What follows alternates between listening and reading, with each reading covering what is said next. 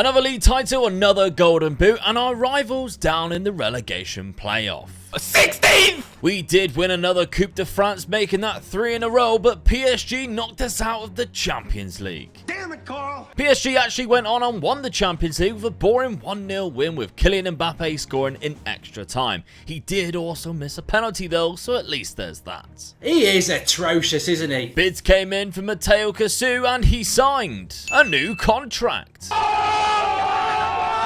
But I did release some flops, which I think is just important to show you, as some of the successes like Juan Jose, who I'm highlighting right now, developed lovely. Me seeing Luke picked a tactic with more strikers than midfielders and finding out it actually works. Yeah, why not? He has nothing to lose. Wow, this man really is going places. That's the comment of the series so far by Geordie. This is great banter. Although I have decided to change the tactic to a 4-3-3.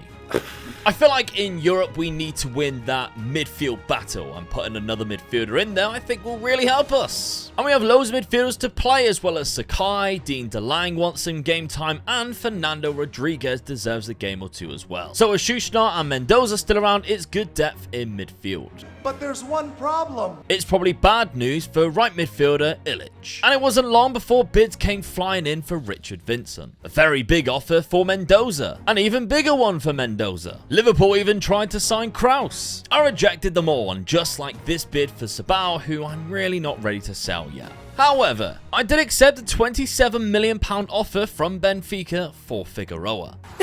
He looks fantastic attribute-wise, but his contribution to goals is absolutely abysmal in comparison, so it was an easy decision. And in other news, club favourite Rijkaard is back in the league after signing for Marseille. We lost the Trophy de Champions to Monaco on penalties when Rodrigo's penalty was saved and Schuschnart's penalty landed in my back garden. And although in the opening day of the season we beat Lille 4-0 with 2 goals from Cassou, we went and lost to Rennes.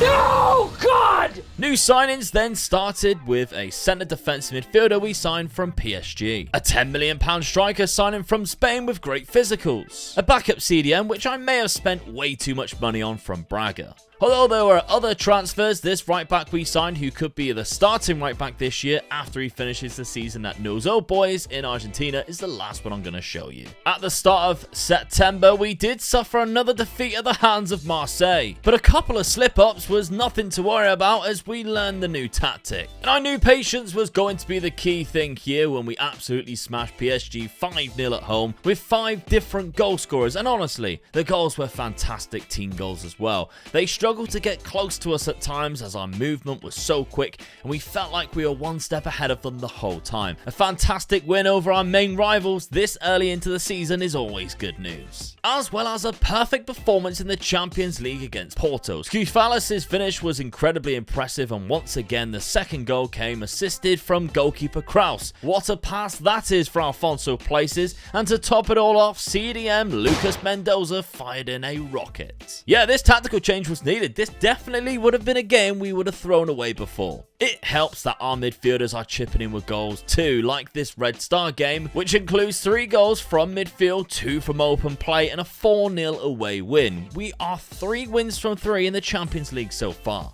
I like it. It was a good month for us too in the league with another 3 wins, which puts us in 2nd in the league and Champions League. And another win against Fenerbahce in the Champions League, with which I'm not afraid to admit it, an incredibly lucky second goal and a 2-1 win. We then face Liverpool next. It didn't start well with a straight red card within 3 minutes. And we were battered 7-1. All the bloody resistance of a poppadom catching a bowling ball. In the league, it was almost a perfect month, including a win over current leaders Monaco. And in the derby against Bordeaux, who survived the relegation playoff, we took an early lead through Cassou and controlled the game well, scoring 3 second-half goals to kill them off and win the game 4-0. A draw to Troyes was the only league points dropped, and we took over top spot with Monaco 6 points and a game behind. December started with a great away win to Strasbourg, and we continued that momentum against Lyon, who I genuinely think must be the team we've beaten the most since becoming Toulouse manager. After Cassou opened the scoring in the first half, Skoufalis went through and slotted in the second and last goal through Dahlberg's legs. Necknuts. From what I could find, the biggest Champions League result in one match ever is 8-3. When I raise you our 7-6 win at Benfica, imagine scoring 6 goals and still losing. For the first time in 7 years, we haven't had a player win the European Golden Boy. That award goes to Thomas Eriksson from Cadiz, who doesn't really look like he deserves the award at all. Alphonso Places did win back-to-back Ballon d'Ors, however. In January, we sold a player to AEK Athens, who we only signed recently for 4 times the price. A quick flip, which I think was definitely worth it. And January was another month full of wins, including 2 wins in the Champions League, which sees us qualify in the top 8 and directly into the round of 16. We are still top by 3 points in the league, and we play Bordeaux once again, this time in the Cup. And it was another easy victory against our local rivals. Cassou got himself a hat-trick, and there was some really questionable defending from Bordeaux and the goalkeeper. It made it simple for us, and we were far too strong for them. But we followed that up with a 3-0 home loss to Montpellier. We also met PSG in this month and seen a goalless draw.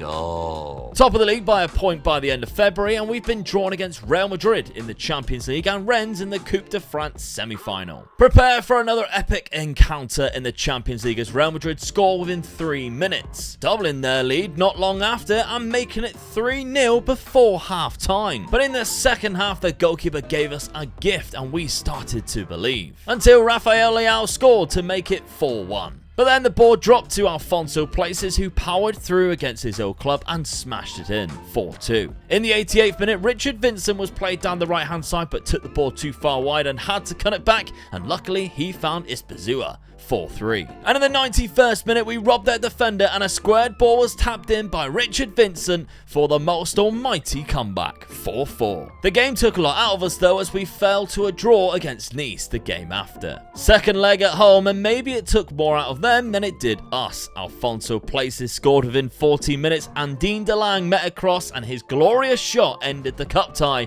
6-4 on aggregate. Come on, man. That's too easy. And so April will become a big month with Manchester United in the quarters, first versus second in the league with Monaco in between, and ending the month with Rennes in the cup semi-final and a derby match.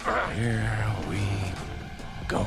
It also started with an 8-3 win, and things started incredibly well when Alphonso Places' free kick came back to him, and he took the shot upon himself and scored. But Bruno Fernandes, aged 36 now, is still knocking about, and he scored a penalty soon after. And it gets worse, because in the second half, Man United take the lead at Old Trafford, but fear not, we have a 93rd minute penalty to level the tie. Never mind. It gets worse too. I rested my first team players against Monaco. Whoops. But hear me out. United scored again. No, Alphonso Places takes it around the goalkeeper and we're back in the game. And Juan Jose pulls us level on aggregate. A penalty and Cassou can redeem himself. Well, this is awkward. Fear not, because in the 86th minute, Alphonso Places sends us through to the semi-final of the Champions League to face Rennes.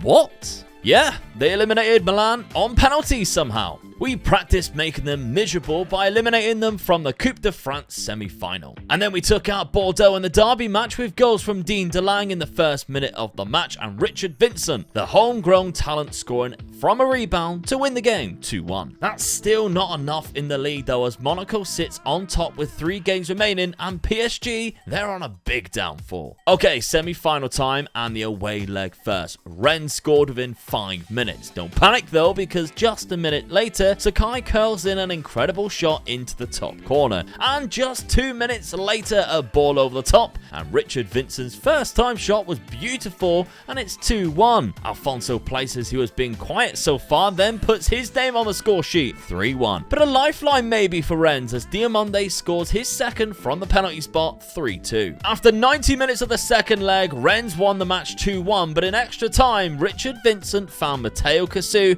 and Cassou sends Toulouse lose into the final of the Champions League. But in the Coupe de France final, Monaco, who have been building an insane squad recently, completely picked us apart and scored 2 fantastic goals in the first 7 minutes, especially the second goal from Valverde. It was beautiful. We lost the final 3-1, and with Rennes to play next once again in the league, our legs were tiring. A win would take us top spot again though, and the title would be in our hands. But not only did Rennes stop us and kind of embarrass us actually, so did Lyon, the team we were normally always beaten. And from out of nowhere, Monaco are your champions of France once again. Sorry, what? Runners-up in the league and the Coupe de France, but a win against Bayern Munich could be the difference in the Champions League final. So can this team of heroes do it? Can they turn our season around from disappointment to becoming European champions?